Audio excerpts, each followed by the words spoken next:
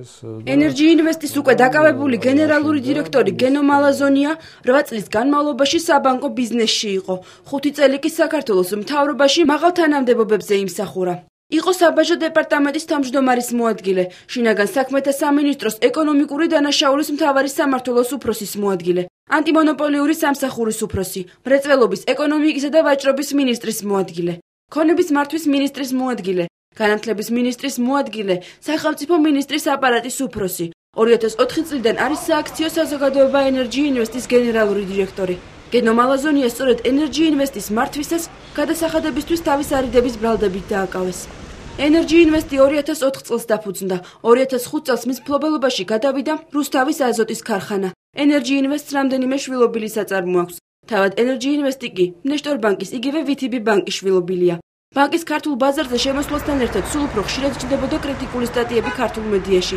გაზეთ 24 საათის 2006 წლის ერთ-ერთ ნომერში წერდნენ, რომ ნეშტორ ბანკი, რომლის ხელმძღვანელობა დაკომპლექტებულია რუსი მაღალჩინოსნებით, საქართველოს ხელისუფლების კეთილგანწყობითაც სარგებლობს. ნეშტორ ბანკის ინტერესები საბანკო და სხვა სფეროებსაც დიდი წარმატებით გადაეფინა. მისი შვილობილი Energy Investi რუსთავის ქიმკომბინატის აზოტის მფლობელი გახდა.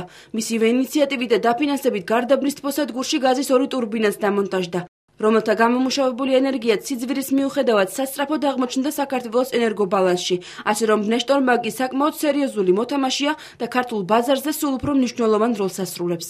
ქართულ მედიაში Energy Investis რუსული ფესვების გარდა ხშირად წერდნენ კომპანიის გენერალური დირექტორის გენო მალაზონიასა და კოდუების ოჯახის მეგობრობის შესახებაც.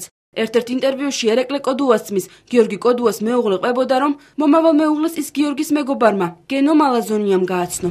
სწორედ კოდუებთან მეგობრობის გამო მიიჩნეოდა, რომ გენო მალაზონია ხელშეუხებელი ბიზნესმენი იყო და მისი კომპანია მთავრობის მიერ ინიცირებულ პროექტებშიც ხშირად მონაწილეობდა. მთავრობასთან ძალიან დაახლოებული კომპანია იყო ცხადე, ხა ამხელა ინვესტიციები ასეთ სექტორში, თქვათ, ისევ აზოტში ვერ გახორციელდებოდა ხელისუფლების მხარდაჭერის და გვერდში დგომის გარეშე. ადრეც გარკვეულწილად ბიუჯეტები ივსებოდა სწორედ ესეთი დაჭერებით. ამ დაჭერებს ის ეფექტი აქვს, რომ თვითონ იმ დაჭერილი ადამიანისგან კი არ არის მთავარი შემოსავლები, არამედ ეს არის ხვებზე ზეგავლენის, ფსიქოლოგიური ზეგავლენის საშუალება. Energy Investis გენერალური დირექტორი გუშინ ღამით დააკავეს. მალაზონიას შესაძლოა რამდენიმე ბრალდება წაუყენო.